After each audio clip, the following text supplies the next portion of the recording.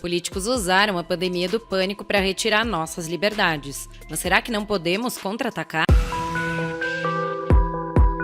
Esse é o Visão Libertária, sua fonte de informações descentralizadas e distribuídas. Este artigo foi sugerido, adaptado e traduzido por biólogo renegado, revisado por Marco Batalha e narrado por Salander. Imagine que você está caminhando por uma bela floresta. A paisagem é hipnotizante. Com tanta beleza ao seu redor, fica difícil manter o foco. Aproveite o momento, pois a experiência elimina o estresse e acalma. De repente, bem na sua frente, uma onça o está encarando. O tempo para e toda distração desaparece. Agora sua mente tem apenas um foco: sobrevivência. A alta capacidade cognitiva do cérebro desaparece junto com distrações, pois é muito lenta e não funciona bem em situações de sobrevivência. Ameaças produzem respostas fisiológicas que evoluíram durante milhares de anos. O estresse causado por elas, seja uma onça o encarando ou ameaças de médio e longo prazo,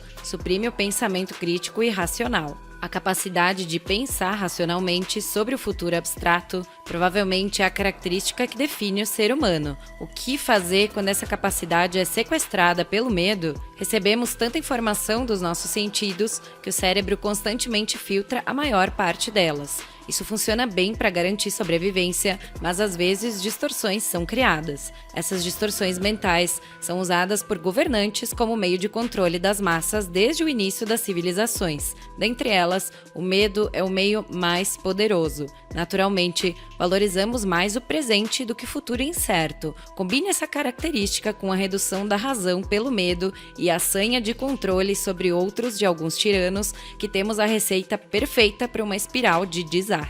Quando as pessoas estão com medo e não conseguem raciocinar direito, é fácil pedir ajuda para poderes centralizados. Esses poderes centrais, no entanto, nunca possuem conhecimento suficiente e acabam causando mais problemas, levando a mais medo. Assim, vamos abaixo na ladeira de desastres. Como Frédéric Bastiat disse, as ideias mais absurdas têm sempre uma chance com pessoas que estão sofrendo. Na teoria dos jogos, soma zero se refere a interações em que um jogador deve perder para o outro ganhar. É um sistema de benefícios fechado. Soma positiva, por outro lado, representa interações em que todos podem ganhar. É um sistema em que benefícios e nova riqueza são criados e não apenas transferidos. Trocas voluntárias são interações de soma positiva. Essa é a essência da criação de riqueza. À primeira vista, faz sentido pensar que todos deveriam buscar interações de soma positiva e evitar aquelas de soma zero. No entanto, em ambientes de baixa produtividade e alta demanda por recursos escassos,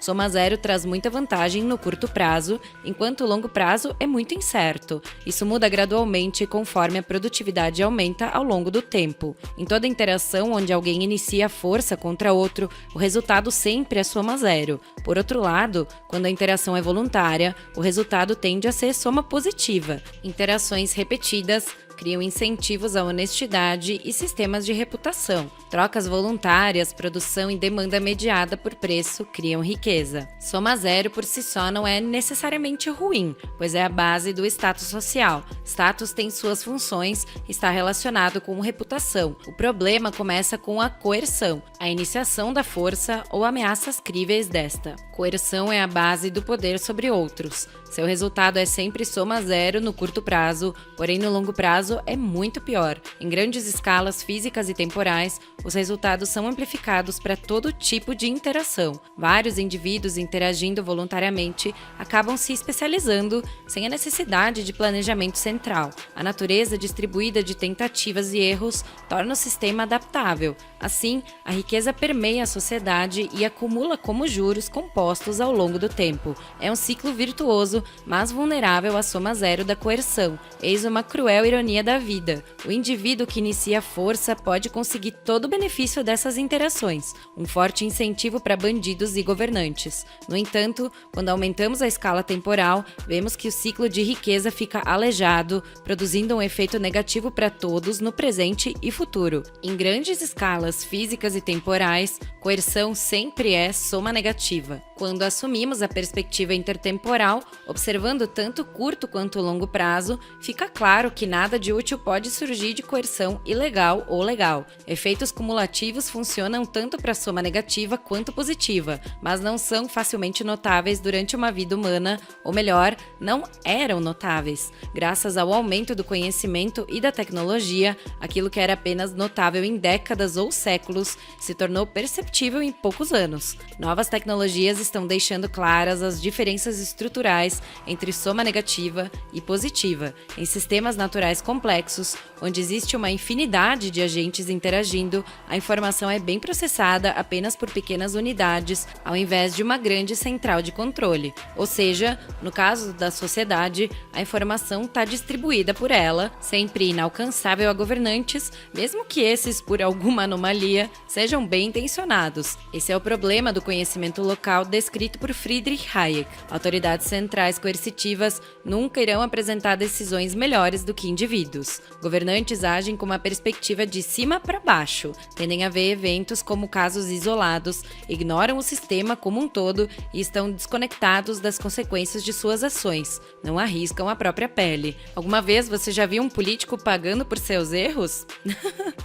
Não, eles apenas rabiscam outra lei para aumentar gastos, porque dessa vez vai funcionar. Ah tá, senta lá, Cláudia. Autoridades centrais criam riscos sistêmicos que rapidamente afetam todos abaixo na estrutura hierárquica e trazem incentivos perversos, pois as consequências de seus atos recaem sobre pessoas que nada têm a ver com a tomada da decisão. Essa inversão de punição e recompensa força indivíduos a pagarem o preço, enquanto o sistema sempre piora devido à falta de retorno onde é mais necessário, justamente onde decisões são tomadas. Porém, muitos ignoram esses fatos e acreditam que poderes centrais coercitivos são essenciais, pois as pessoas são muito estúpidas e ignorantes para decidirem por conta própria.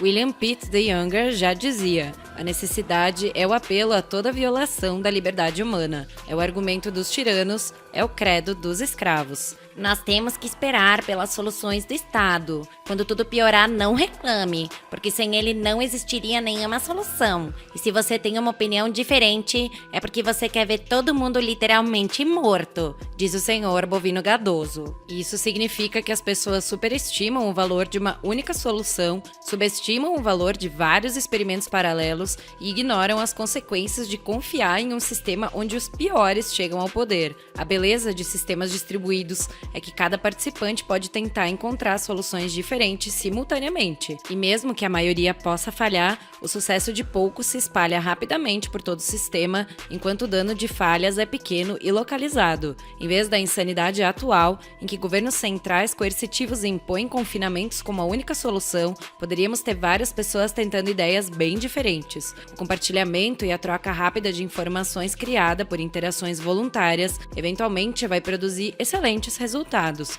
mas isso requer autoconfiança, não autossubmissão. Esperar por soluções políticas incentiva o desamparo aprendido e a terceirização de responsabilidade. A satisfação imediata dessa terceirização é a combinação perfeita com o imediatismo causado pelo medo. O resultado é cegueira a longo prazo e perspectiva intertemporal. É impossível viver sem riscos, mas relegar a tomada de decisões a autoridades centrais faz as pessoas se esquecerem desse fato e se sentirem bem com uma ilusão de segurança. Falsa segurança é muito pior do que nenhuma segurança, pois induz a mais erros e descolamento da realidade. Apenas o indivíduo pode tomar decisões efetivas sobre risco, juntamente com a responsabilidade por suas escolhas. Sistemas hierárquicos coercitivos estão deixando todos mais burros por remover feedback, criando desamparo e trazendo falsa segurança. É uma espiral de desastres. Se antes estávamos trilhando o caminho da servidão, agora estamos acelerando na autobahn da opressão. No processo de domesticação de humanos,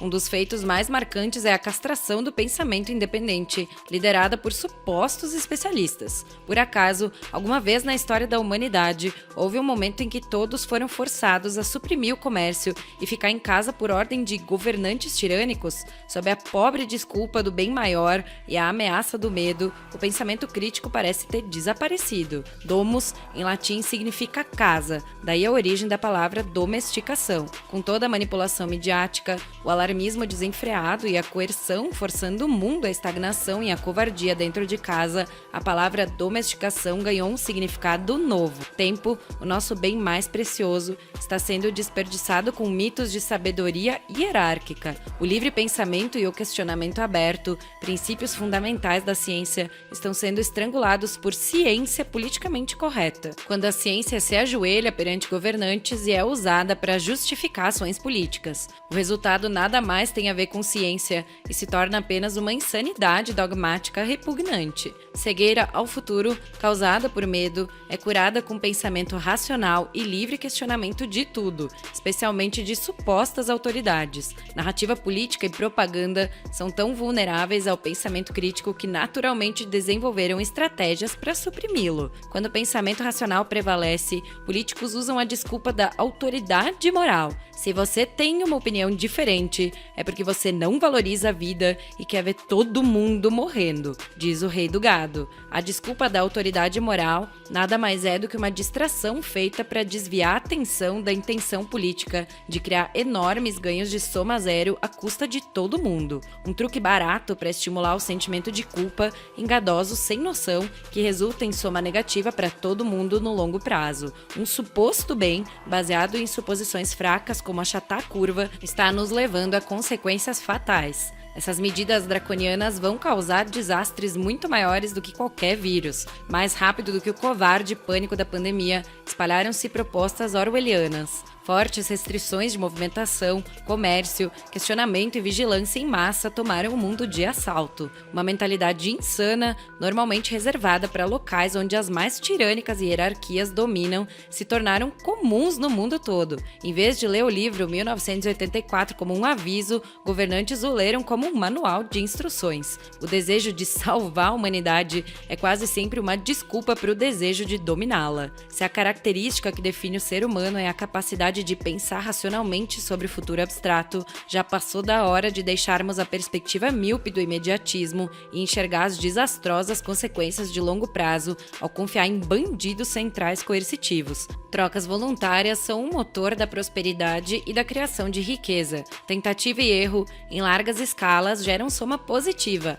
mas agora esse belo motor está sendo emperrado, forçando o mundo ao consumismo destrutivo e ao totalitarismo. Precisamos nos livrar do imediatismo causado pelo medo. Nesse momento, nossas decisões podem levar a uma massiva construção ou destruição de riqueza. Construção requer apenas coragem para retomar sua autonomia e ignorar a ameaça do medo ou a desculpa esfarrapada de autoridades morais. Esse é o único caminho para a soma positiva no longo prazo. Mas afinal, como ignorar tamanha insanidade e partir para a ação? Satoshi Nakamoto, o criador do Bitcoin, nunca falou abertamente sobre suas motivações, mas as suas mensagens são forte evidência de ideais libertários. Devemos ter em mente o porquê do Bitcoin existir, para criar uma base de liberdade em larga escala. Leis de curso forçado coagem o mundo ao uso da fraudulenta moeda estatal. Portanto, o Bitcoin foi o primeiro passo no fim de nossa dependência de bancos centrais. Agora precisamos dar os próximos passos para a independência de todas as outras hierarquias centrais coercitivas. Para isso, precisamos seguir os primeiros princípios de Satoshi. Princípio número 1. Construa sistemas distribuídos onde a dependência em hierarquias centrais é eliminada por padrão. Esse é o problema mais difícil de ser resolvido e ninguém deve considerar o Bitcoin como a solução final. Ainda existe muito trabalho a ser feito em sistemas de consenso distribuídos. Centralização tem o poder de se espalhar mais rápido do que pânico de pandemia, e uma vez estabelecida não é facilmente eliminada. Uma boa fundação, portanto, é essencial. A infraestrutura da internet deveria ser distribuída, mas ao longo do tempo provedores regulamentados se tornaram o padrão. O mesmo pode acontecer com o mundo das criptomoedas se não nos mantivermos vigilantes. Princípio número 2. Respeite o indivíduo. A autonomia individual permeia o caráter do Bitcoin e permite interações voluntárias em um nível superior com a posse absoluta da propriedade privada em seu núcleo. Liberdade de participar em qualquer projeto ou buscar novas ideias era algo que Satoshi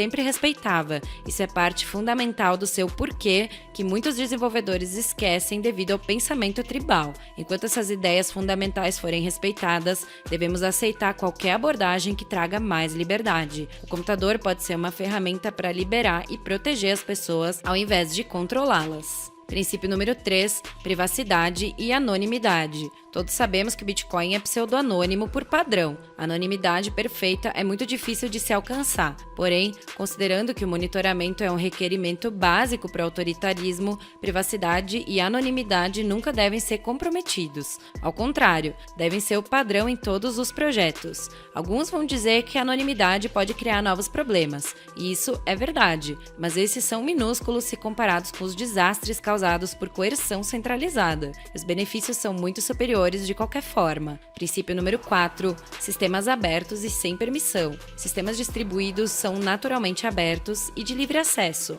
porém, a ausência de barreiras de entrada deve ser uma forma de pensar. Sempre que desenvolvedores pedem permissão a reguladores, a inovação é estrangulada e a porta para a centralização doentia fica permanentemente aberta. Permissão para criar, inovar e participar fazem parte do domínio de burocratas que usam desculpas esfarrapadas como medo para manter um rígido controle sobre sistemas centralizados. Isso não faz parte do mundo cripto. Princípio número 5, ignore fronteiras artificiais. As únicas fronteiras a serem respeitadas são aquelas da propriedade privada. Nenhum ente coercitivo tem posse legítima de tais propriedades. Interações voluntárias sem controle ao redor do mundo irão levar a um crescimento econômico sem precedentes. Melhoras nessa área são relativamente simples na web, mas desafiadoras no mundo físico e é um solo fértil para empreendedores criativos. Princípio número 6, resistência a gargalos. O mundo cripto ainda é vulnerável a gargalos centrais, principalmente na interação com moedas estatais. A forma como usuários chegam no sistema novo é crucial, portanto, acesso fácil e interação mínima ou nula com sistemas centrais elimina o alvo para governos. Isso vale desde desenvolvedores, que devem tomar cuidado com suas identidades, até o resultado final, onde um mundo paralelo imune à coerção regulatória é criado. Princípio número 7, transferência de confiança. O Bitcoin requer confiança, porém não em um terceiro como em sistemas tradicionais, mas sim em uma rede. Vulnerabilidade a terceiros de confiança é vulnerabilidade à coerção central. Sistemas elegantes transferem a confiança de um único ponto de falha para uma rede distribuída. O Bitcoin é ótimo exemplo, mas esses princípios são blocos de construção para a liberdade em larga escala. Criptomoeda é apenas uma forma que esses blocos podem tomar, e as interações de soma positiva que eles permitem vão criar progresso nunca antes visto. As ideias por trás do Bitcoin vão muito além do dinheiro. Uma consequência lógica que vale ser mencionada enfaticamente é: nunca trabalhe com nenhum Estado. Desenvolvedores envolvidos com reguladores sempre estarão prestes a castrar os aspectos mais promissores de seus projetos. Empresas de análise de blockchain estão entre as maiores ameaças ao mundo cripto, perdendo apenas para empresas trabalhando com governos para criar moeda digital disfarçada de cripto. Autoridades centrais coercitivas podem apenas criar sistemas de escravização e empobrecimento que levam a soma zero no curto prazo e a monstruosa soma negativa no longo, fato que eles nunca aceitam. Satoshi Nakamoto iniciou o trabalho contra o pesadelo orwelliano do futuro. Devo dizer, presente. Apenas temos de manter as ideias básicas em mente e construir a partir delas. Ao invés de ideias destrutivas de lutar contra o sistema, a abordagem construtiva da economia paralela, criada para os amantes da liberdade e responsabilidade, é infinitamente superior. Não ceda ao mal, mas proceda cada vez mais ousadamente contra ele, já disse Ludwig von Mises. O futuro é sempre incerto. Esse fato da vida é constante incentivo ao imediatismo. Isso, combinado com o medo e megalomaníacos se fazendo de santos, resulta em fortes amarras que estrangulam a humanidade. Políticos amam negar a realidade e fingir consertá-la com intervenções estúpidas que só levam a mais miséria. O medo e a covardia idiotizante perante a um vírus criaram um tsunami de totalitarismo pelo mundo. Mas lembre que o resgate dos bancos por governos, à custa dos indivíduos, foi o combustível para o lançamento do Bitcoin. Massiva impressão de dinheiro, insanidade de lockdowns e vigilância totalitária formam o atual combustível para a para novas soluções de independência de hierarquias centrais coercitivas. Está na hora de torná-las obsoletas. Se você não é um desenvolvedor ou empreendedor com a capacidade de criar ou financiar esses magníficos sistemas distribuídos, nunca se esqueça que espalhar essas ideias voluntárias também tem valor.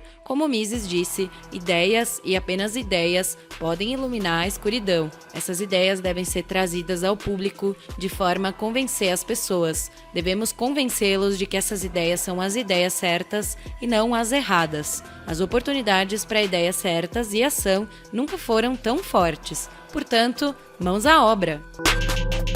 Obrigado pela audiência. Se você gostou desse vídeo, clique no ícone de curtir abaixo e compartilhe o vídeo em sua rede social. Se você deseja ser notificado de outros vídeos, clique em se inscrever e depois no ícone de campainha. Até a próxima!